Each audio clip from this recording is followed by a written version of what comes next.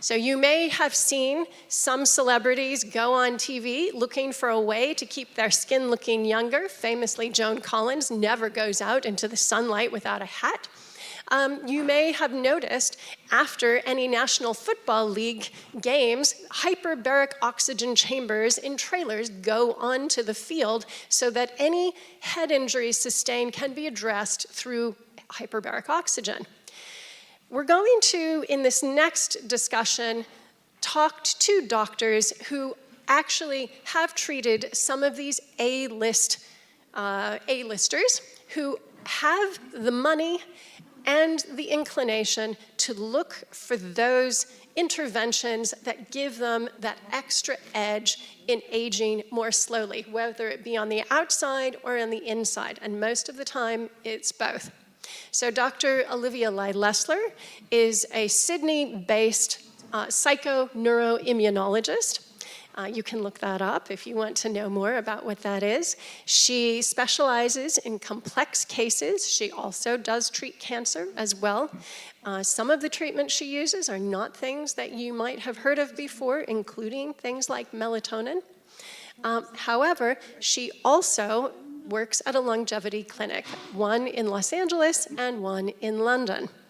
She will be joined on stage by Dr. Tamsin Lewis, who is not only the 2014 Ironman winner for Great Britain, but she is also a well-known longevity doctor who has her own clinic in London, but she also works at longevity clinics that are haunted by celebrities and A-listers in Ibiza.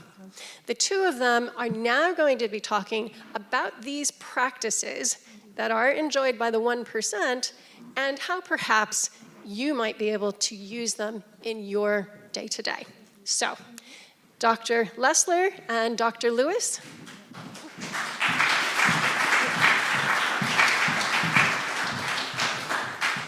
All right, if everybody can hear me, hello. My name is Dr. Olivia Lesslar, and I am joined by my colleague, Dr. Tamsin Lewis. So that longevity clinic that Leslie was talking about that I work at in London is with Tamsin. And we decided to do it this way, because I was meant to give a talk, because we wanted to reflect the fact that we draw in our patients in very intimate conversations that usually take an hour, hour and a half, so that they are part of that decision-making process. So we're trying to move away from that didactic practice instead. But before we start, as we've all been sitting for a while, and we like to practice what we preach, can we get everyone standing up? We need to get the lymphatics going a little bit. Get the energy moving. It's really important to sometimes in the day, put your hands above your head. Forget your armpits. Just getting the lymphatics. We sit, often our lymphatics just get really stagnant. So just shake yourself about a bit, stamp your feet a bit. Make a bit of noise. I know you look stupid, but it's so good for us. Okay, there we go. Right, take a deep breath. Through the nose, close the mouth, close your eyes.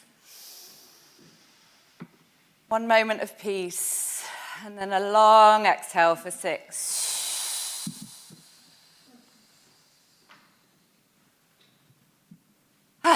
Right.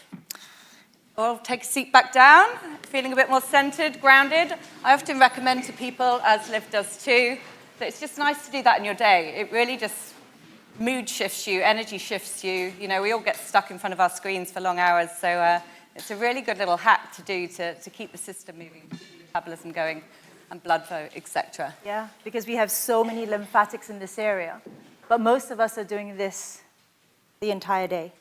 We're never looking up, we're never looking around, and that actually makes a difference to how that lymphatics flow.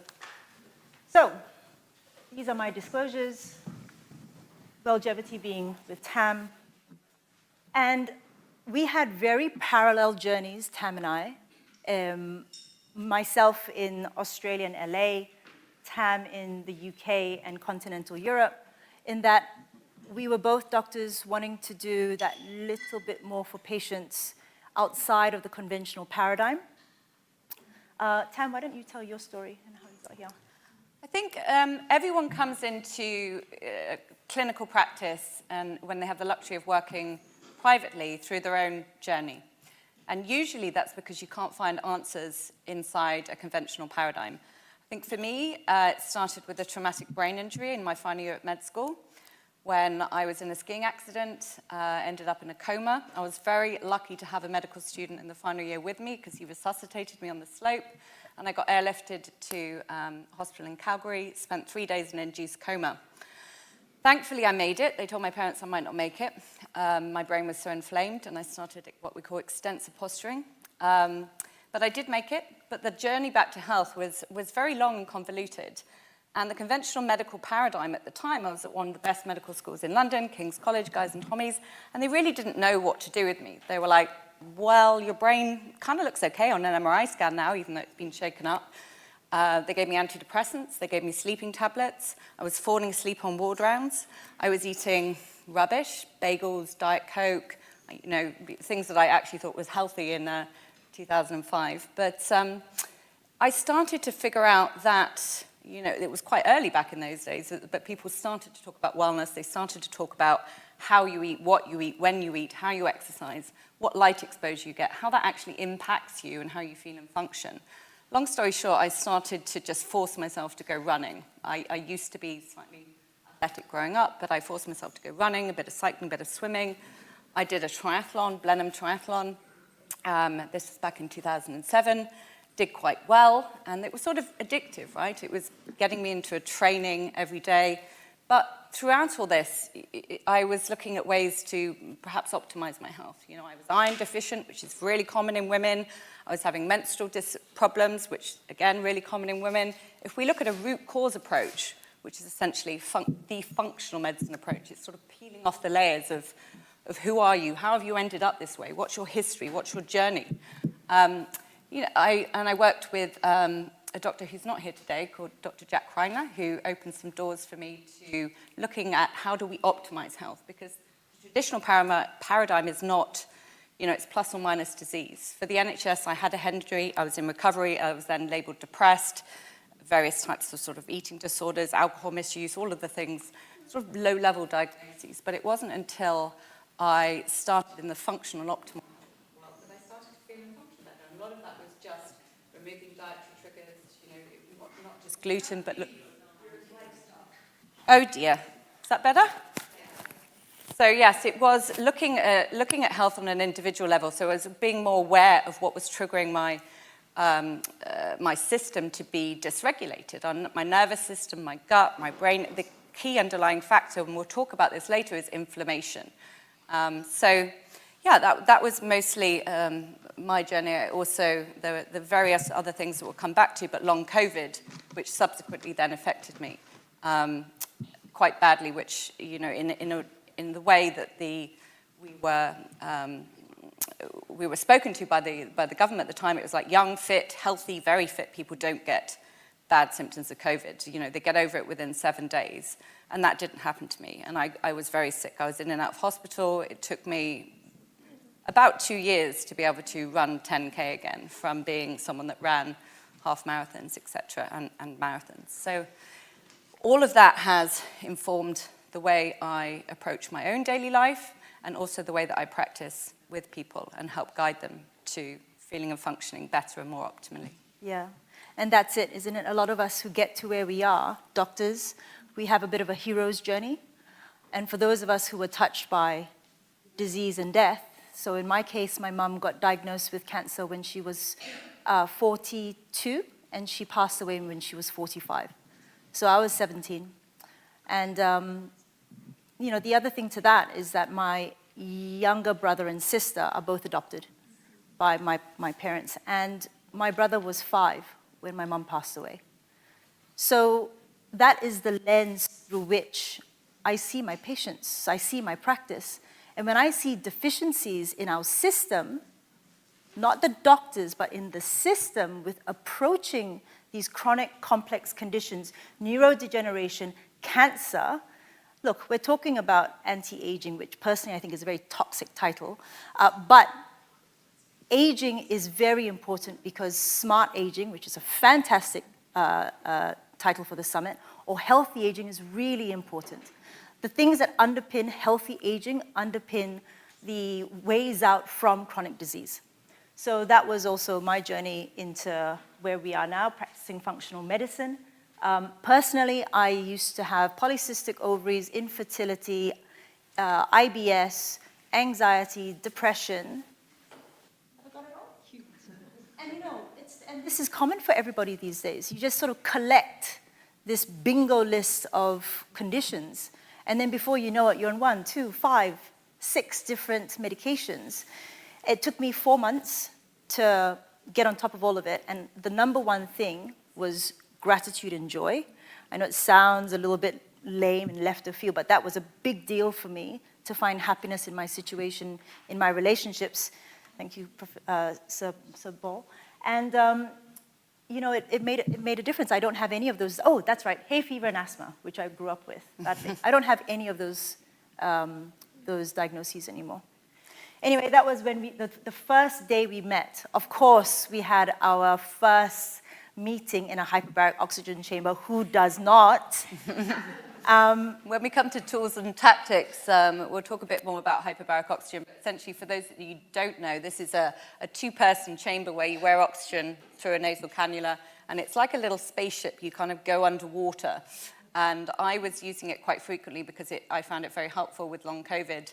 And we had a mutual friend who introduced us, who said, and I thought, why not make the best use of our time and get extra oxygen and heal ourselves, have some restoration times where we connect. Yep. Oops. All right, so let's talk a little bit about modern medicine or concierge medicine, because that's actually a very small part of what we do. It is private medicine. When did you leave the NHS? I had a sabbatical from the NHS, of which I was working as a psychiatrist, because I missed that bit. I wanted to understand people's why, and I felt like the brain was controlling everything downstream, which it is in part. But I was awarded a sabbatical to do triathlon professionally in 2009, and I took 2 years out and then another year working part-time.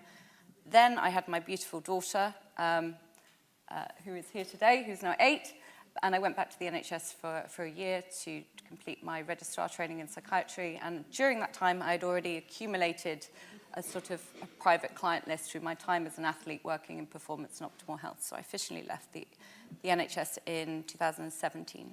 Yeah, and I officially left Medicare in Australia in 2019, mostly because I became very interested in lifestyle medicine and then in adjunctive therapies like hyperbaric or photobiomodulation or all these other things that we're going to touch on today. And I realized that within that paradigm of Medicare, I wasn't able to spend the time with the patients that I wanted. So, all right. In saying that, do you all know what FOMO is? Fear of missing out.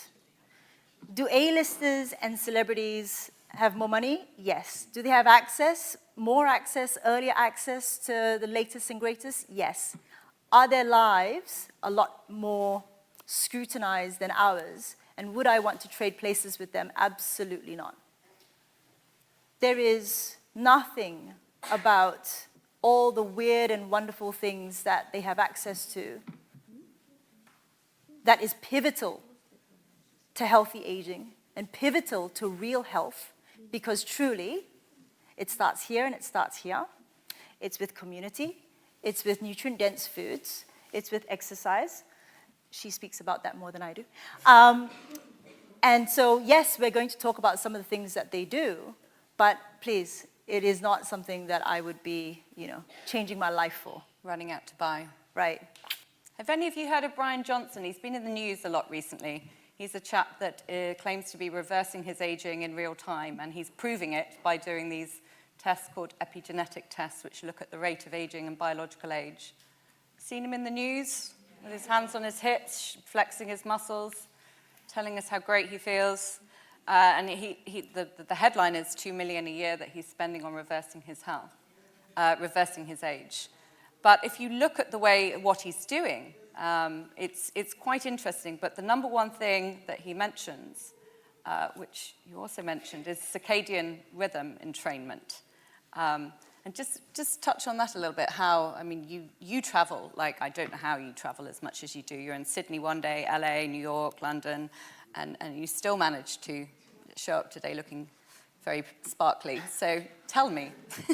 So circadian rhythm or circadian biology is rooted in evolution, and that is for us humans, we should be up and active when the sun is up, and then we should be starting to shut down when the sun goes down and not exposing ourselves to blue light, which is not blue, but it is that spectrum of light that is predominant in the sun.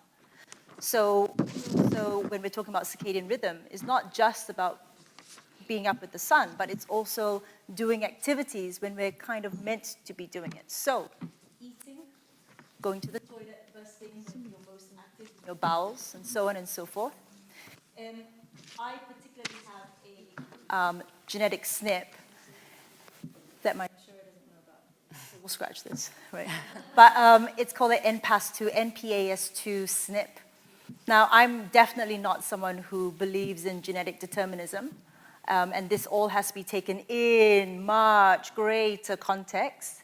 But it does show in the literature that I have a slight preponderance for breast cancer, if that gene were active, if I were to live outside of circadian rhythm. So if I was eating very late at night and I was up, dancing till 2 a.m., so, that's circadian biology, circadian rhythm, and being respectful of that, whatever that means for you.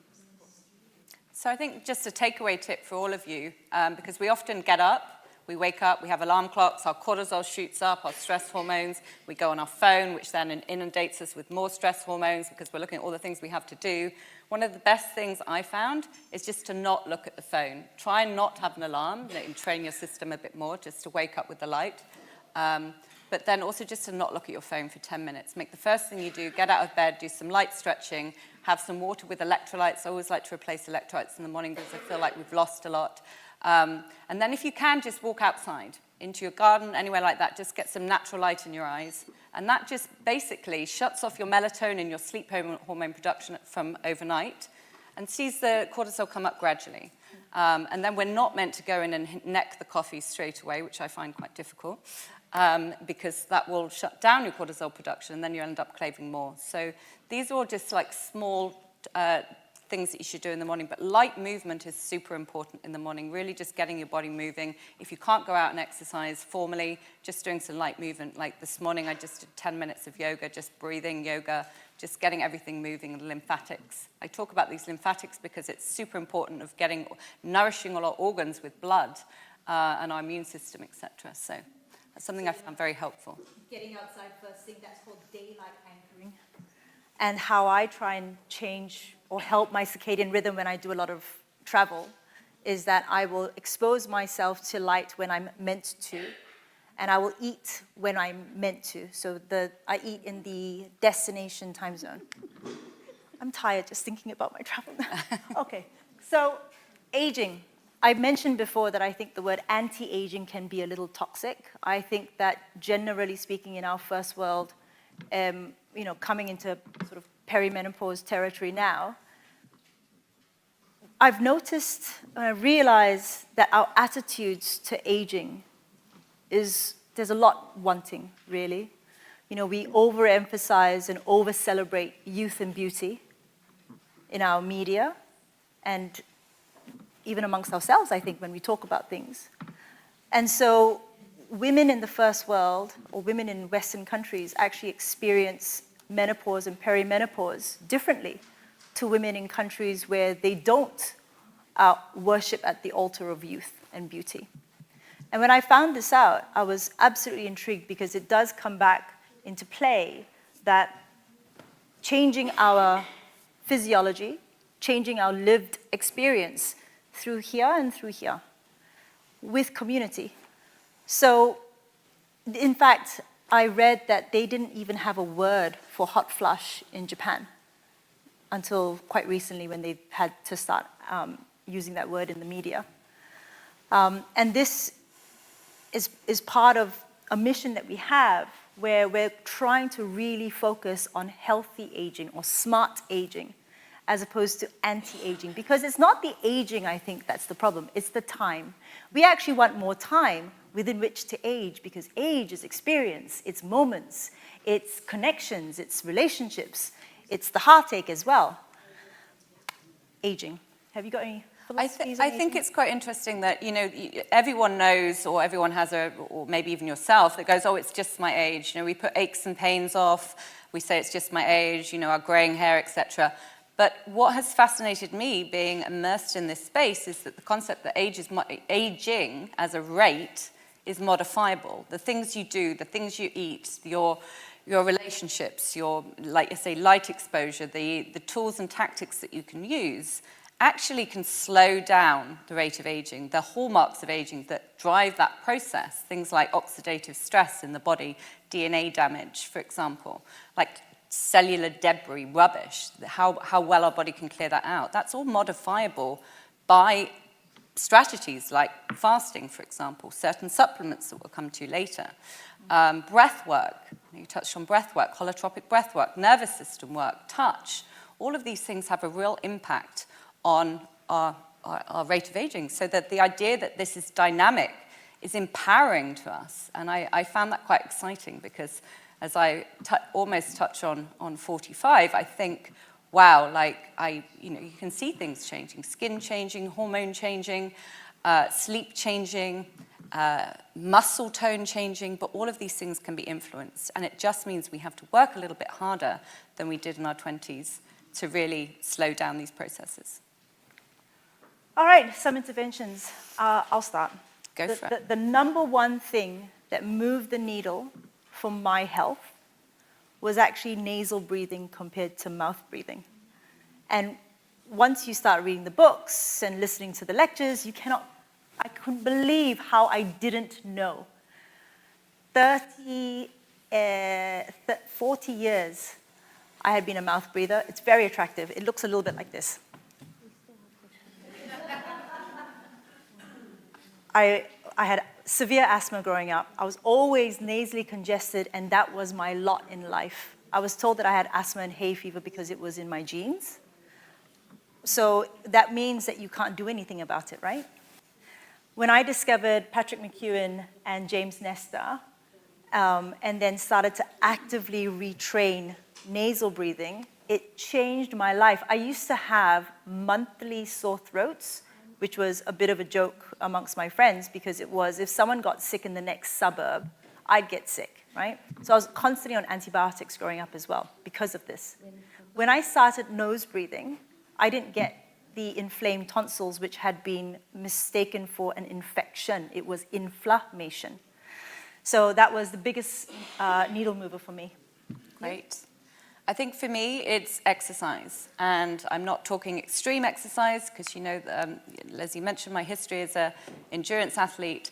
I think we now know that exercise is probably the number one intervention that you have control over that can influence your rate of aging. And that's very exciting. Some of you might have read or come across Peter Attia, who's arguably the most famous doctor in the longevity space. He's written a book called Outlive, which I highly recommend. And in that, he describes muscle as the organ of longevity. Many of you probably don't think of muscle as an organ, but it really is. And as we age, with our hormone levels declining, both men and female, our muscle declines as well, and we have to work harder to keep it going. Muscle is a metabolically active organ.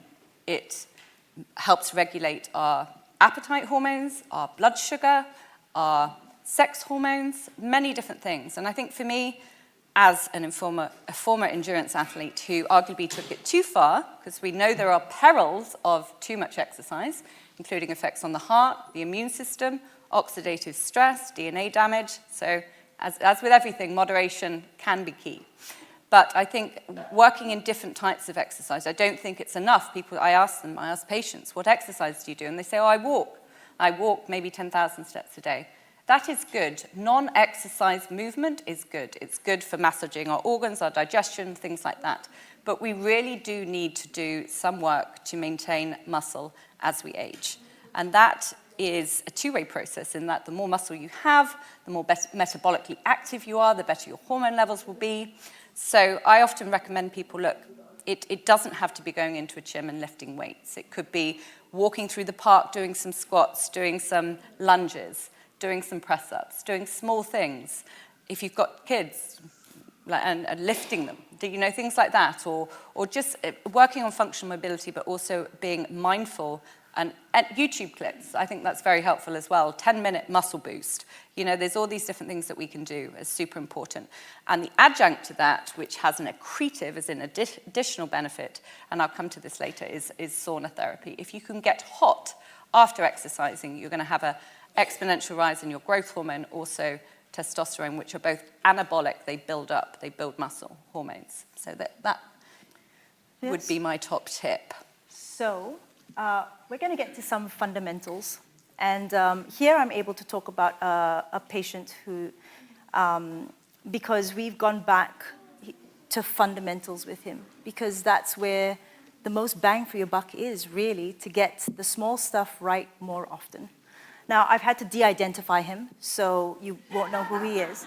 I'm just joking. He actually does say that I can talk about him. So,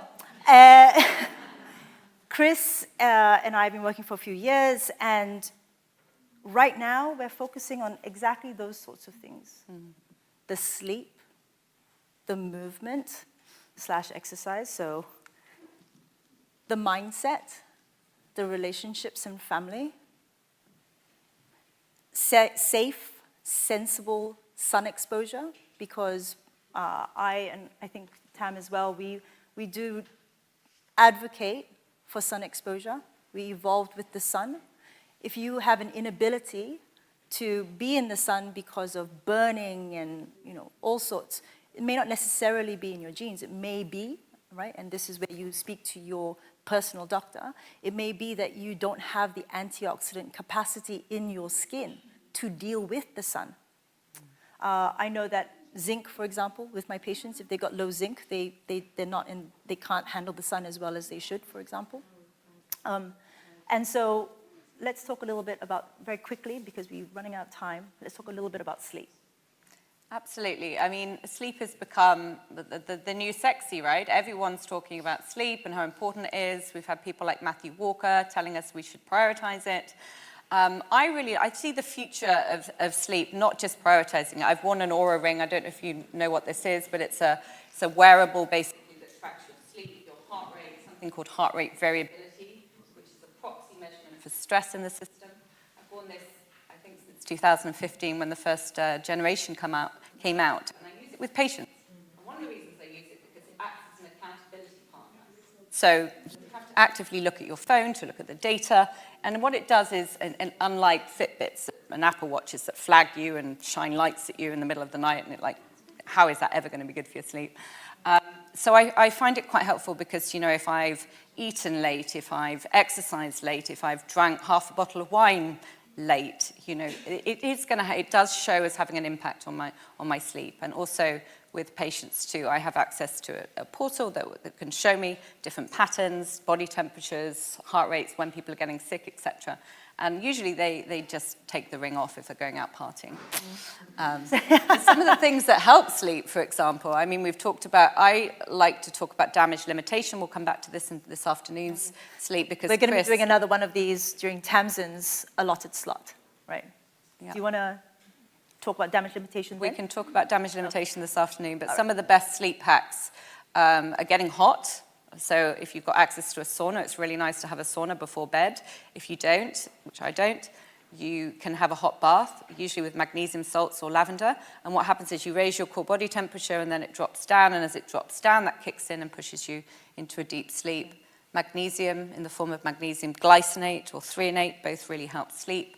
Lavender extract, breath work. I use an app called Othership before bed, which just sort of regulates your breathing pattern. If you don't want to do that, if you just do box breathing, in for 4, out for 4, hold for 4, perfectly good at regulating your parasympathetic. So this is my last slide, and it says more or less, because we keep being bombarded with this messaging that we need more supplements, more exercise, more this, more that, more toys, more tools? Or is it that actually sometimes we have to have this balance where we have less stress, less exercise, and more recovery? Those are sort of the kind of questions that need to be asked, because your salvation cannot always be external. It can, as Paul was saying, you have to be at the helm of your ship, of your health ship. The toys that we talk about and the supplements and drugs are really helpful, but they're adjuncts and supplements, generally speaking. They supplement what you're meant to be doing day to day, the fundamentals. So, there are 1,000 sleep hacks to be had. There are 1,000 ways to regulate your nervous system.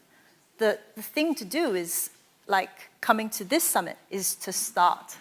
So thank you so much for your time. And we'll be on stage again later on this afternoon, but handing over to you, Leslie. Yes, so luckily we have the Charlie's Angels of Longevity again in the afternoon. You'll be able to ask them more questions then, and of course at lunch.